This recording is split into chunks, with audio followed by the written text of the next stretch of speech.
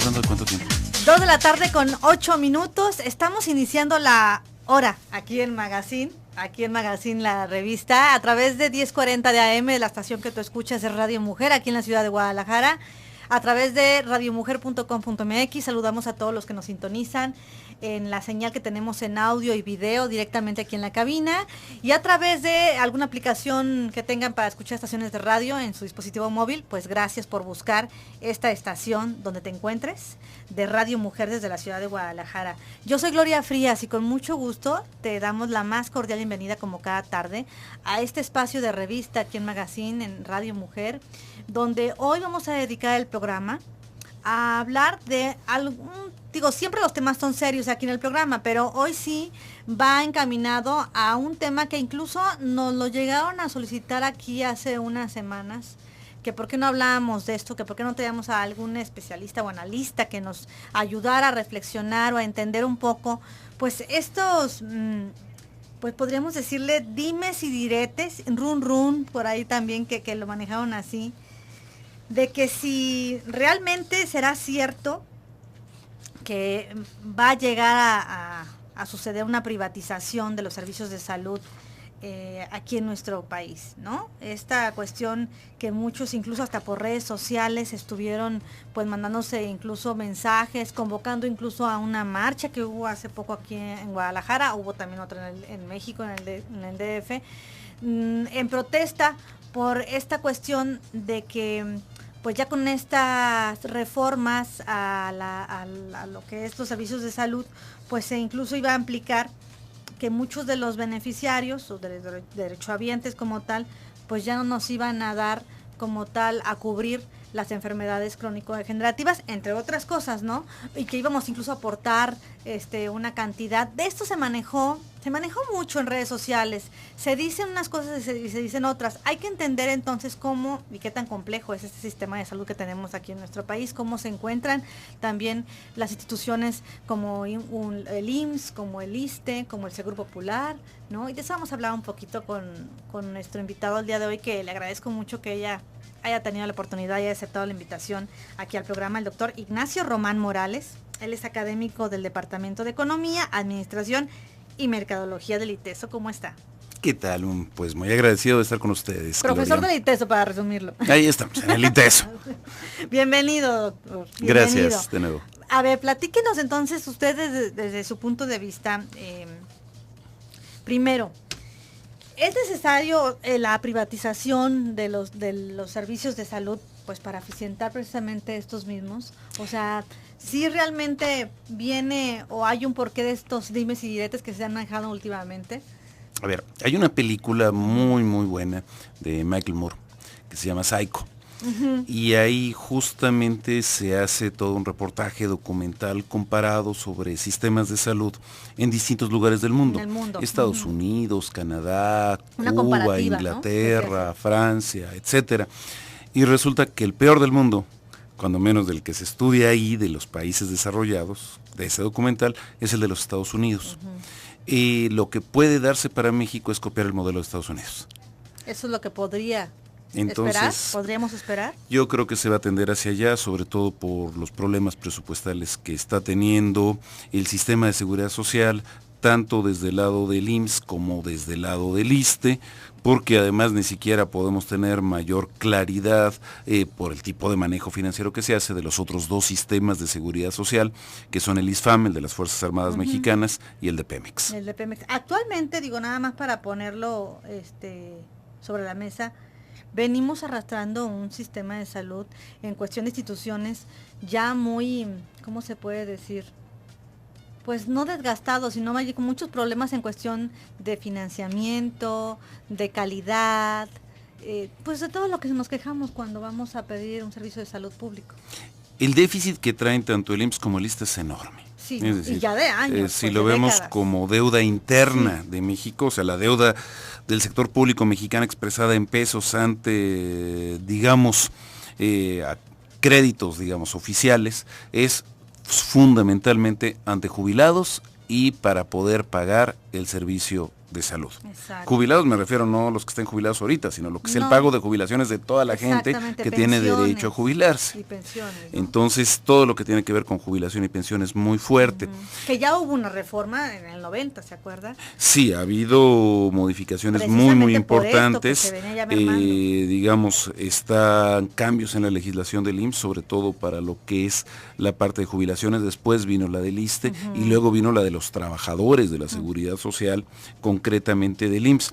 Y bueno, efectivamente hay un problema muy fuerte y hay un problema en gran parte por circunstancias demográficas, en otra parte por cuestiones económicas, en otra por cuestiones ideológicas, y vayamos a saber si no hay también cuestiones de corrupción y de manejos ahí terribles, ¿no? Entonces todo esto se junta en la circunstancia actual. Y es lo que nos lleva a pensar esto que se dice de que si realmente van a semi-privatizar o privatizar los servicios de salud.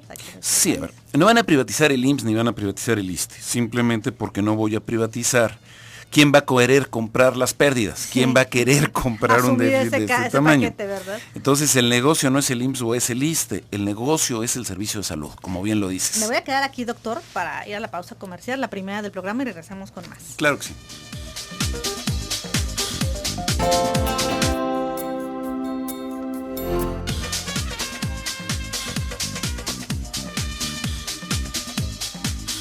Dos de la tarde con 21 minutos. Estamos de regreso aquí en Magazine. Les quiero recordar que hoy es martes de sección de libros y tendremos el libro de la semana y hoy lo vamos a recomendar en un rato más en propia voz de la autora Marta Alicia Chávez, que presenta su nuevo libro Con golpes no, disciplina efectiva y amorosa para criar hijos sanos de preescolar a la adolescencia. Es el nuevo libro de Marta Alicia Chávez. Estaremos hablando en un rato más con ella en la sección de libros. Pero precisamente pues te lo decimos desde ahorita para que estés pendiente y para que también, si quieres participar por este libro que nos dejaron la editorial para regalar, es de Editorial Grijalvo, pues con mucho gusto puedes participar a través del 31 22 11 90, 36 47 18 83, las líneas de teléfono aquí en la cabina. Jessie estará atenta a recibir tu llamada, o a través de WhatsApp, si te es más fácil, 333 822 3208. Es la línea que tenemos de WhatsApp para recibir tus mensajes, al igual que por las redes sociales de la emisora, por Facebook y por Twitter. Aquí estaremos pendientes de recibirlos. Y bueno, si quieres aportarnos algo al programa, alguna pregunta, hoy que estamos hablando de qué pasaría si se privatizaran los servicios de salud, y analizando un poco más a fondo esto, en voz del doctor Ignacio Román Morales, nuestro invitado el día de hoy, pues adelante, y aquí esperamos tus comentarios. Y bueno, algo que comentábamos ahorita fuera del aire con el doctor, y quizás de ahí tendríamos también que entenderlo como, no nada más verlo como lo que se dice de que van a privatizar o semi-privatizar y qué va a pasar, será cierto o no. No, ¿de dónde viene todo este problema que nos está orillando a buscar otras formas de encontrar estas cuestiones de si se privatiza o no los servicios de salud? O sea, ¿cuáles son esas causas que usted me comentaba ahorita en el corte? Mire, Gloria, yo creo que hay varios elementos. Uno de tipo demográfico. ¿Qué nos ha orillado? La esperanza de vida en las hace 30 años andaría por los 65 años. Sí, y ahora se largó. Ahorita en 75, 76. Eso quiere decir que si alguien se jubilaba a los 65, había que pagar 5 años de jubilación. Ahora hay que pagar 10 u 11 años. Pero además, la gente antes se moría de enfermedades de manera muy fuerte, respiratorias, de enfermedades gastrointestinales, y ahora el perfil de lo que llaman morbimortalidad, es decir, de enfermedad y de muerte, es esencialmente por enfermedades crónico-degenerativas. La atención de enfermedades crónico-degenerativas es carísimo. O sea, el caso de la diabetes, el caso del Alzheimer, el caso del mal de Parkinson, el caso de cáncer, el caso de muchísimas enfermedades de este tipo. Entonces, no solamente hay que sostener a más gente durante mucho más tiempo, sino que el costo por cada año es mucho más alto ahora que antes. Pero además, ahora con los problemas de crecimiento económico tan bajo de México y de falta de generación de empleo formal, es proporcionalmente cada vez más difícil para menos gente conseguir un trabajo con que tenga aseguramiento. Entonces, menos gente la que sostiene a más gente durante más tiempo y con un costo por tiempo mucho mayor. Por si eso fuera poco, gran parte de los recursos que llegaban a la seguridad social IMSS, ISSSTE, sobre todo de ingresos altos que permitía sostener los costos de atención a la salud, se van ahora vía Afores a los bancos. Entonces se convierte en un negocio bancario en lugar de ser un recurso de atención a la salud. Entonces son factores, digamos, demográfico-económicos. Hay un segundo aspecto muy importante, a mi parecer, y es el hecho de la visión que se tenga desde el gobierno mexicano de la salud y de la lógica empresarial. Si nosotros decimos, vamos a subrogar una cantidad creciente de servicios al sector privado, es un negociazo para el sector privado, para hospitales, para clínicas, para farmacias, para farmacéuticas, y entonces, finalmente, ¿a quién le cobrarían todas estas instituciones de carácter privado? Pues al sector público. Claro. ¿Y el sector público de dónde va a sacar el dinero? De los impuestos, de deuda pública, de todos los mexicanos. ¿Pero alcanza, doctor? Así como estamos, y como decía usted de que ya pues no todos tenemos un trabajo donde nos estén quitando nuestra cuota para pagar estos servicios. Digo, igual se va a seguir pagando, pero a ver, la atención a la salud por parte del gobierno, poder atender realmente los retos de salud que implican de manera creciente la salud en el país, se vuelve mucho más complicado. Sí. Si estamos teniendo además cada vez menos recursos y un escenario de situación económica muy difícil, que hoy, ahora sí que como diría Fox, hoy lo estamos viendo con lo que pasa el peso, con lo que ocurrió en China, de la devaluación del yuan, con lo que pasa en Grecia, con lo que puede pasar en Estados Unidos, etcétera. Entonces el gobierno dice, necesito ajustar más el gasto. En el plazo inmediato, ¿qué me sale más barato? Pagar una cierta cantidad de dinero al sector privado para que atienda a la gente, o bien generar obras de infraestructura para que el sector público se haga responsable de la atención a todos. Evidentemente en el corto plazo sale mucho más caro hacer la inversión. Entonces el pasarle un dinero al sector privado por esa atención a la salud significa simplemente hipotecar más al país. Significa posponer una inversión que es indispensable para garantizar un derecho constitucional, el derecho a la salud, por transferirlo al sector privado y que entonces el sector público diga, a corto plazo no estoy gastando más, simplemente lo que estoy haciendo es mantener un hoyo expreso, una bomba de tiempo, pero que cuando estalle ya no me va a tocar a mí. Que estamos hablando de que esto de subrogar ya lo vienen haciendo, ¿no? Se hace mucho. Algunos servicios. La lógica del seguro. No sé qué tan ampliados, pero algunos servicios ya lo subrogan. Las guarderías, algunas, claro, ahí tienen lo que pasó en Hermosillo, Sonora, ¿verdad? Con una guardería subrogada. Evidentemente, ¿no? Y a nivel de guarderías, pero también a nivel de centros de atención para ancianos, claro, y a nivel de atención de servicios de laboratorio o de hemodiálisis, por ejemplo, ¿no? Unidades que la persona, el paciente acude, en vez de la clínica del Seguro Social, acude a una clínica particular a que le hagan su hemodiálisis. Yo creo que, digamos, el caso más ejemplificativo es el del Seguro Popular. También, que es exactamente, ¿no? Esa transferencia de recursos hacia el sector privado. Pero ¿cuál es la característica del Seguro Popular? Que en realidad no se atiende más que alrededor del 10% del padrón de padecimientos establecidos por la Organización Mundial de la Salud. En otras palabras, cuando se habla de universalidad, que era algo que decía mucho Felipe Calderón, si lo pensamos en términos de número de personas, sí hay mucho más gente que tiene acceso a la salud, nada más que tiene acceso a la salud solamente para atender una parte relativamente menor del padrón de enfermedades y no para atender las más caras. Entonces eso es muy delicado. Y el otro problema muy fuerte es con respecto no a la atención a la salud, sino a la jubilación, pero eso podremos verlo más tarde. Claro, que es otro tema, ¿no? El asunto de la jubilación. Decía también que es un problema también de ideología. Sí, me parece la lógica del gobierno es fundamentalmente basada en una teoría de decir el sector privado es más eficiente que el sector público, por lo tanto esto le corresponde al sector privado, lo que genera negocio es lo que es productivo y así se actúa. La experiencia norteamericana muestra que es un fracaso espantoso y que los sistemas de salud que funcionan mejor han sido esencialmente los sistemas europeos y dentro de los sistemas europeos especialmente los escandinavos, y son sistemas basados fundamentalmente en una enorme participación directa del Estado. Si el Estado es controlado por la sociedad, no significa que tenga que ser más ineficiente. Me voy a quedar aquí para la segunda pausa y regresamos en un momento.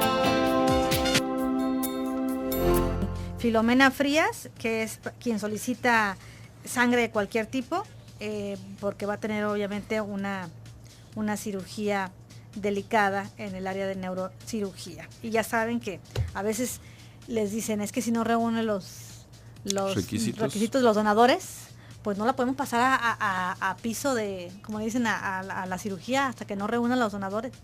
Son de las cosas que se viven en el sector salud público, ¿no? Sí, en este caso estamos hablando de sangre, lo cual, bueno, se entiende como algo natural. Claro. Ahora, en el caso que puede ocurrir es que no sea por sangre, sino sea por dinero.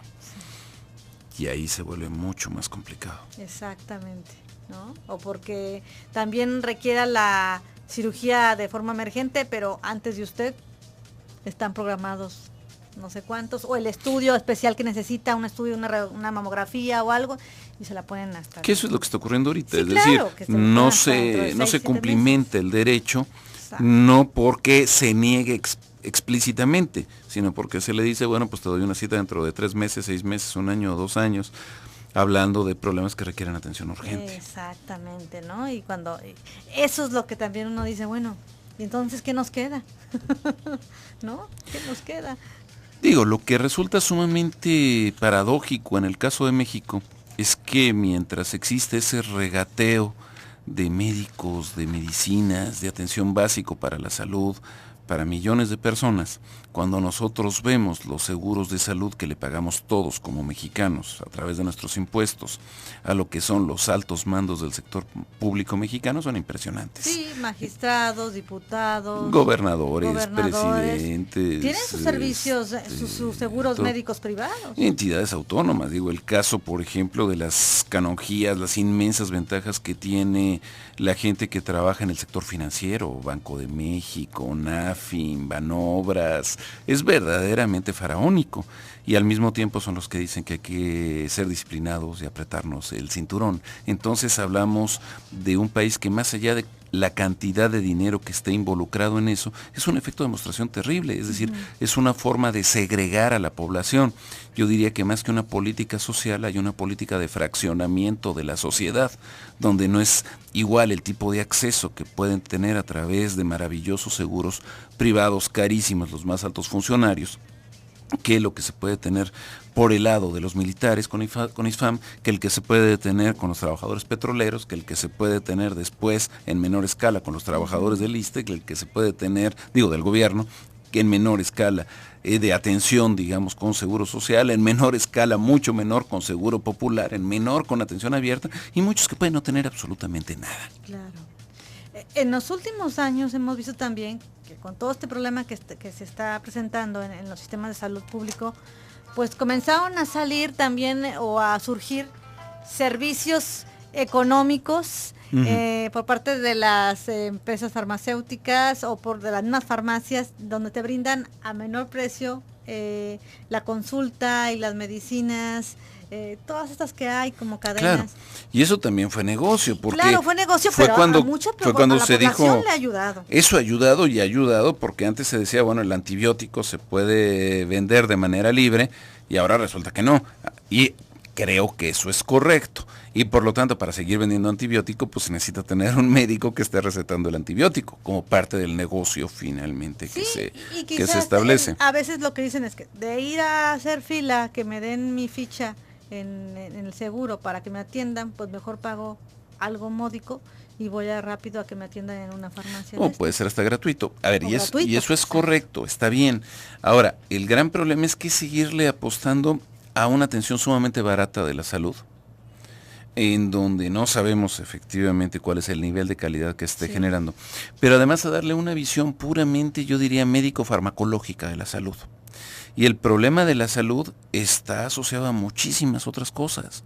Para empezar, el agua que tomamos, la comida que comemos, qué es lo que nos han anunciado en los medios masivos, qué es lo que es más fácil de comprar, calorías baratas, que son un enorme negocio para ciertas empresas, y con repercusiones sobre la salud importantes, pero otras.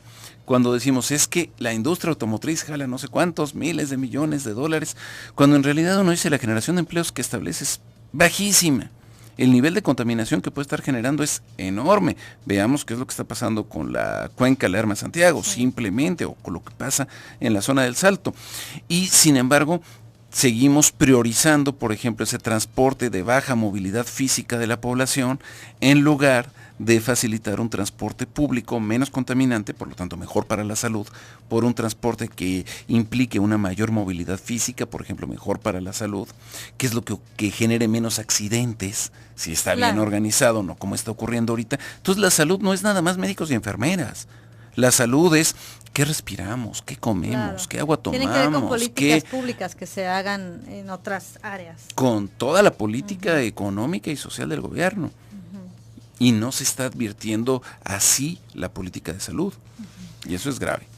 Ahorita que mencionaba de que todo apunta a que puedan copiar el modelo de Estados Unidos en cuestión del servicio de salud. Explíquenos un poquito más cómo operan en Estados Unidos, o sea, cómo está funcionando a pesar de que está catalogado como uno de los peores.